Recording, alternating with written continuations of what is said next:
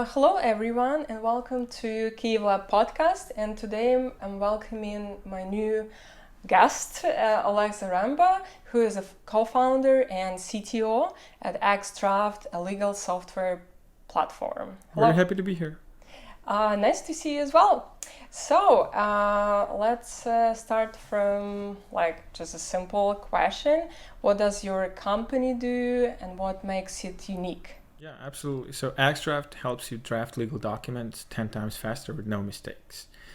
We work with big corporations and we go into them, we take a look at their templates and we try to automate them, make them smart templates, which can be filled out by answering a simple Q&A.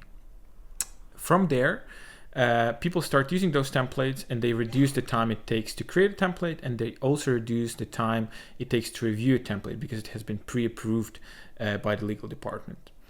From there, Axdraft grew to a full contract lifecycle management solution, which means you can draft, store, collaborate on, and also sign documents all within one system. Very interesting. As you started this legal platform, right? It's probably for a reason. So can you tell us a story? Why exactly legal system? How do you know which problems to lawyers have or non-legal teams? And can you share just a bit more? Yeah, absolutely. So the story of starting Axdraft is that we started Axdraft together with my brother Yuri, my older brother Yuri. He was a lawyer for about 8 years, maybe more, before we started Axdraft. So every pain point that Axdraft tries to address is a pain point that he felt himself when he was a lawyer. He was drafting the documents, he saw a lot of repetition in those documents. And with this problem, he came to me as a software engineer, and we tried to solve it firsthand. Once we've had our first prototype, we started talking to some of the contacts from the industry that Yuri had, who later on became our first customers because they've had the same issue and he could talk to them as a lawyer, having lived through all of the problems. Okay, so that's like your brother is your partner in crime. Absolutely, 100%. Yeah. What also is interesting, because I a little bit know about your story, that you went for pretty fast from starting your company, going through one of the most known accelerators, and then you went all the way to acquisition of your company. I think it was in a scale of how many, 3 or around 5 years. 5 years. 4 or 5 okay. years. Yeah. Okay, yeah. It's amazing that we were able to go all the way in such a short period of time. We like to think that it's a combination of a number of lucky events. Without a doubt, it started with applying to Y Combinator. We applied to Y Combinator for 3 times. Only on the 3rd try did we get accepted. We applied with the same company. We applied with new numbers, better traction, better MRR. And for the 3rd time we got accepted. We flew in to California, to Mountain View for the interview, which is just 10 minutes. So Yuri flew for 12 hours and I flew for 11 and a half for a 10-minute interview. But basically very nerve-wracking because you arrive and it's 10 minutes and you sit down, they start asking you questions like, hey, so what does your company do? And then in 10 minutes you hear a knock on the door and that's your time and you go. So we applied to YC. We got into YC from the 3rd try. They invested money. They gave us knowledge network here in US. We went on to raise a seed round, 1.1 million at a 10 million valuation, for a total of 1.4 million raised. And from there, we came back to Ukraine to build out our company, mostly for sales, for engineering. We did that for about 2 years, and somewhere around 2020, we started getting inbound interest about acquisition. We ignored it at first because it's not something that you keep in your head, in the back of your mind, but we got a few offers at the same time, not offers, interest at the same time, and we thought, okay, maybe this is worth a look. And this is how the acquisition process has started, which concluded in Onnit, a much bigger legal tech player, acquiring Axdraft at the end of 2020, beginning of 2021. From there, we worked together. We stayed as managers of Axdraft, of the branch in Ukraine, and we grew together with Onnit for another 2.5 years.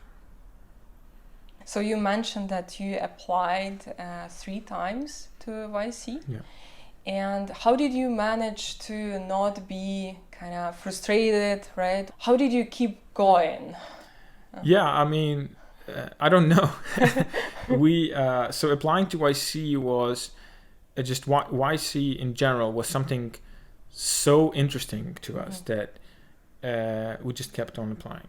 And we have for Y Combinator application, you have to record a video with founders, which is like a 1-minute video explaining what you do, what your team is, and just an intro to your company. We have all of the videos from like the 3 times that we have applied, and clearly you can see the progress.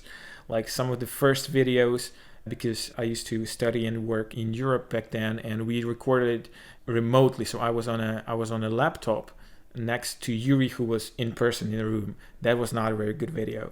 Then we had a video where both of us were on a Zoom call, and that was also not a good video. And the third time, it just happened so that both of us were at our parents' house, and we just recorded a video outside, both of us in person, and that was the video. It was much better in content as well, what we said, but also it was the first, I think, video that we were actually together in one room for YC.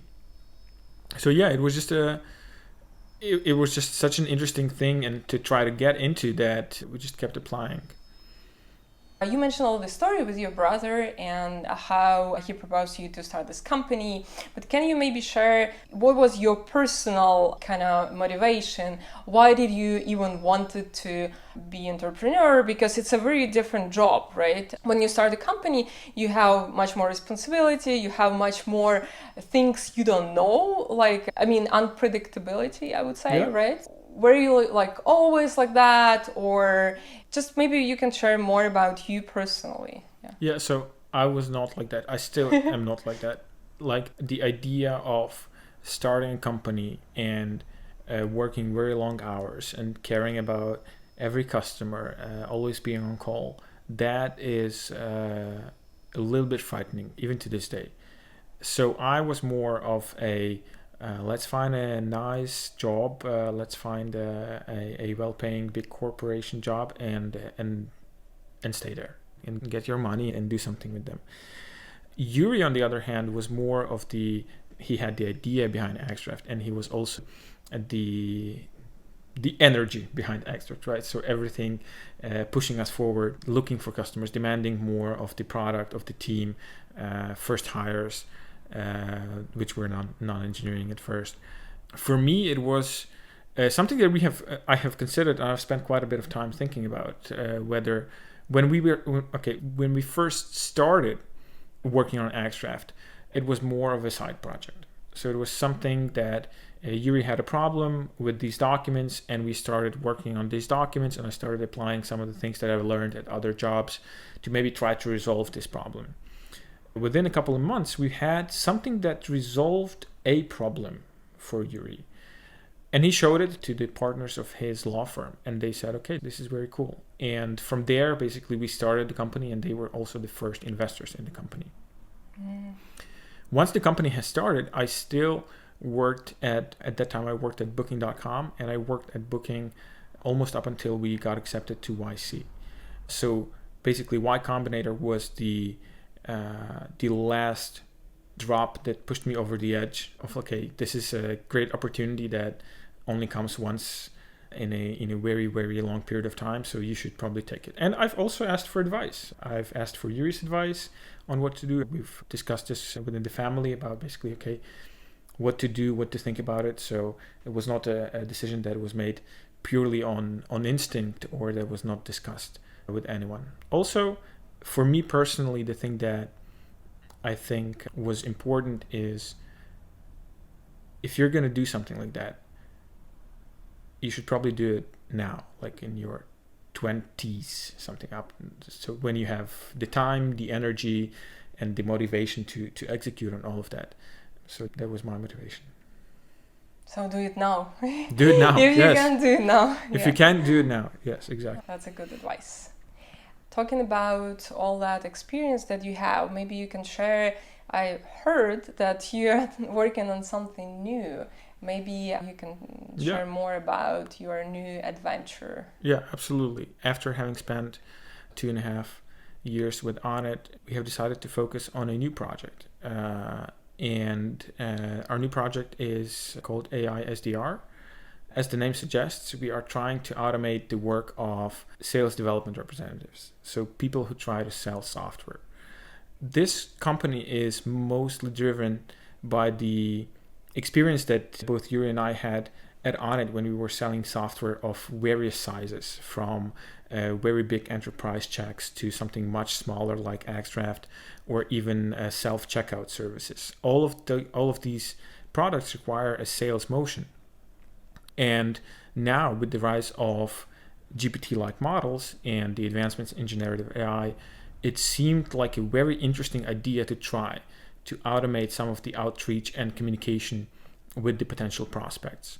So we've decided to give it a go, and it seems to be going pretty well. We are part of the Y Combinator Summer 23 batch and are currently trying to build a platform to automate the job of the SDR.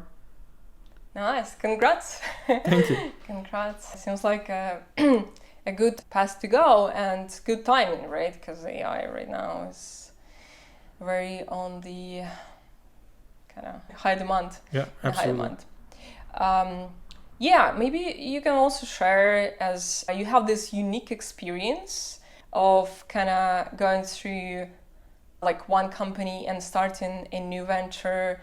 Can you maybe compare yourself? Like, did you start it in another way? Do you have more kind of now like wisdom around that or something like that? Yes, definitely. There are a couple of things that so I think there are two main differences. First is the things that you do before you start a company, right? When you have an idea. And the second is once you start a company, what kind of steps do you take and what do you think is important and what is not important? So for the idea stage, when we had Axdraft, we thought that the idea was so precious that no one has ever thought about it. And we were a little bit afraid of sharing it. None of this happened with AiSDR. When we had the idea, we started talking to some potential customers and basically asking them for feedback, asking what would they consider a success for an AiSDR. What are they looking for? What are their pain points? And from there, it achieves two very important things. First, you talk to people who will become your customers at some point, hopefully. And second, if you do decide to work on that idea and if you do decide to launch it, you already have a customer that you can reach out to and say, hey, that thing we talked about, I've built it. Would you like to try? And second part is the things that we have considered very important when we were building Axdraft and things that we consider absolutely routine when we are building AiSDR. So anything from technology choices to I don't know, choosing your cloud provider or something like that. So even the technical things. At that point, we thought that this was important. Y Combinator quickly changed this opinion for us. They said, whatever you know, start with that. If your company is successful, you're going to change it. You're going to find the right people. You're going to find the money, the motivation to do that. So yeah, definitely a big difference. Building a company is a very unique and complicated experience. And having done it once, you know that, okay, I know what to do, I know what to pay attention to and what not to pay attention to when building a company. So definitely the second one is a little bit easier. You have a little bit of an idea of what you're doing. I think what you said about the sharing the idea, right? It's the common fear, I think, of all people who started, especially the first time. Oh, my idea is so unique, people will steal it from me. Yeah. So what do you think, in contrast of that, what do you think separates successful companies from not successful? If it's not the idea, right, what is that in your opinion? It's the execution of the idea. So for a lot of companies, it's going to be your product. The way that you talk to your customers, the way that you acquire your customers. You get a first customer, you talk to them, they say, hey, I would like you to do this or that. You listen to that and you try to improve. Y Combinator says that it's much better to have a few customers that absolutely love your product than quite a few customers that just go like, it's nice. And this is probably something that you should strive for in your company. But doing that over and over and over again over the course of your company is what makes a company successful, because eventually it brings you the users. Also, the sales motion, right? So the way that you acquire users, there are many different ways to do that, but you have to figure out something that works for your company and try to measure it ideally, but also basically take a look at what works for you. And the way that you acquire users, no one's gonna hear about your great company if you don't tell them. Got it. Good advice. And I usually ask, I'm not sure if I should ask this, but is there anything you are looking for right now? So maybe for this new venture you are taking, or maybe something else, maybe some collaboration or hiring or anything like that? Hey, I think we're trying to test out our product with as many customers as possible. Mm-hmm. And now there are a lot of companies that are trying to cut costs. There are a lot of companies that have reduced their sales departments. Try AiSDR. Try to basically offload some of that work. We're not saying replace it, but enhance your existing sales department with some AI automation, and I think you will be surprised with the results. Good. Okay. Great. We'll definitely share how to find you and how to find your new product Absolutely. and company. Anything else maybe you want to share? No, it's just a great experience. I'm super happy to be here, and hopefully the viewers and the listeners have extracted something nice from our conversation. Nice. Thank you so much. It's good to have you here in Berkeley. Thank you so much.